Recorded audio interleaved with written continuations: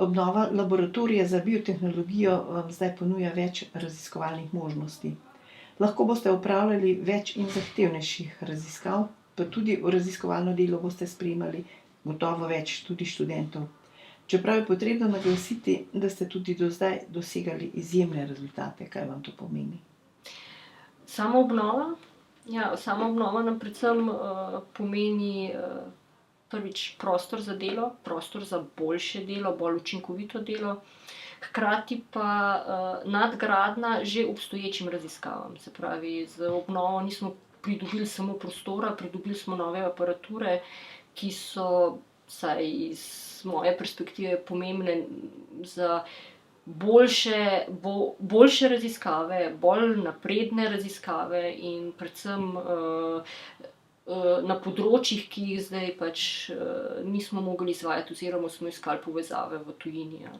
S tem pa to pomeni, da tudi da smo postali bolj, rečemo, mamljivi ali pa bolj odprti tudi za industrijo, bolj uporabni za industrijo, tudi za industrijske sodelave.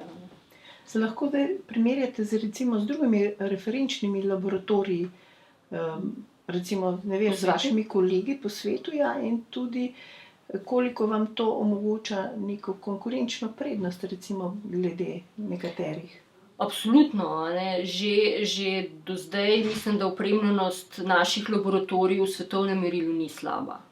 Ta moment bi rekla, da smo konkurenčni, kar konkurenčni. S tem smo pa naredili velik korak naprej, s tem pridobili boljšo, se pravi, konkurenčnost, neko prednost, zagotovo neko prednost. Saj sem rekla, z novimi aparaturami nam ni potrebno iskati partnerjev v tujini samo zaradi tega, ker oni aparature imajo, mi jih pa nimamo. Tako da to je velika prednost, ker tudi raziskave na tak način hitreje potekajo, ker so v hiši, jih imamo tukaj. No, je pa najbrž znanje tisto, kar lahko prednači. Ja, jaz se skozi govorim, da aparature so samo orodje. Orodje brez, jaz pravim, možgana, se pravi, brez znanja, brez vizije ne pomenijo nič. Po drugi strani pa ravno tako znanje oziroma ta vizija raziskav brez aparatur nikamor ne pride. Se pravi, je to ena kohezija, ena taka združba, ki je nujno potrebna za dobre raziskave. Nam lahko nekoliko več pojasnite o tipih raziskav, ki jih vi opravljate? Zdaj v laboratoriju, iz katerega prihajam, profesor dr. Romana Jerale, delamo raziskave na dveh področjih.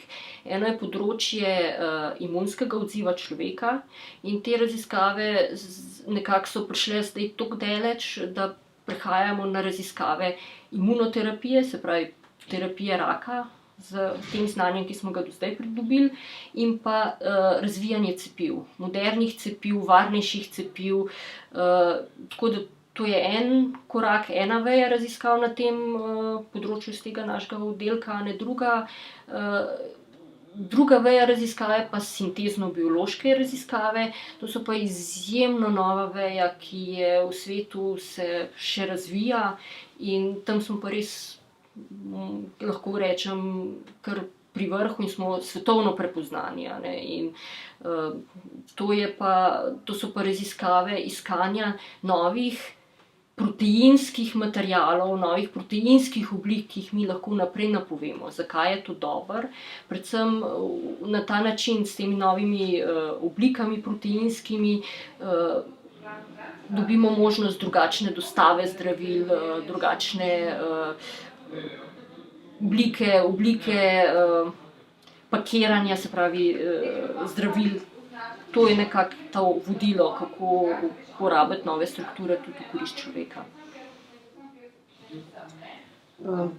V katero smer pa se utegne recimo vaš tip raziskav še razvijati, glede na to, da, kot ste rekli, ste zdaj res dobro opremljeni in tudi lahko konkurenčni drugim.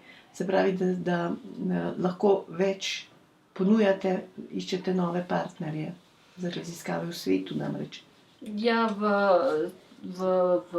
rečemo, raziskavah imunosti, tako kot sem rekla, ravno z temi aparaturami, ki smo jih zdaj pridobili, imamo možnost vpogleda v to, kaj se resnično v celicah dogaja. Namreč pridobili smo mikroskop, ki omogoča analizo na molekularnem nivoju, se pravi vsakega posameznega proteina. Na ta način lahko ugotovimo, če imamo zdravilo, na kaj se zdravilo resnično veže, kako v celici resnično to zdravilo deluje. Se pravi, res na celični nivo, raziskave na celičnem nivoju. To so zelo take fine raziskave, ki jih pač v Sloveniji takega mikroskopa še ni. Se pravi, na ta način si bomo razširili tudi partnerje po Sloveniji. Medtem ko na področju sintezne biologije pa bomo predvsem gledali, da bomo to širili bolj kot uporabno vejo, tako kot za zdravila, kot za nove produkte, sinteza novih produktov. Tako da korak naprej bo, jaz mislim, da kar velik. Se pravi, da si lahko medicina in pa tudi farmacevtska industrija lahko marsikaj obeta od teh vaših jaz si močno želim, da bo šlo to v tako smer, da bo predvsem ta vidik uporabne kemije oziroma biotehnologije zaživel tudi za industrijo našo.